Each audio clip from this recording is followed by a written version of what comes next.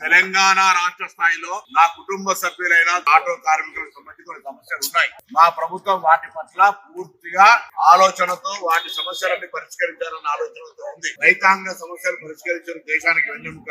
Auto కార్మికులకు సంబంధించి కూడా ఈ నెల 6వ తారీఖు నాడు సాంబశివరావు గారిని, కోదండరాం గారిని పిలిచి, మా రవాణా శాఖ సిబ్బందిని కూడా పిలిచి ప్రభుత్వం ఇవ్వాల్సిన వాటి గురించి కూడా ముఖ్యమంత్రి గారి దృష్టికి తీసుకెళ్లి వాటిని పరిష్కరిస్తాం. ఈ సందర్భంలో 7వ తారీఖు నాడు మీరు తలపెట్టిన కార్యక్రమాన్ని వాయిదా వేసుకోండి. నేను మొదటి నుంచి కూడా కార్మిక పక్షపాతిని, విద్యార్థి నాయకుడిని, వామపక్షాలతో కలిసి ఉద్యమం చేస్తుంటే నాకు కార్మికుల కడుపు కష్టం నాకు తెలుసు. కాబట్టి దయచేసి ఎక్కడ కూడా మీరు తొందరపడి, మొన్న కూడా ప్రతిపక్షాలు ఏదో ప్రోగ్రాం చేస్తే వాళ్ళు సరైన విధంగా జవాబు చెప్పారు.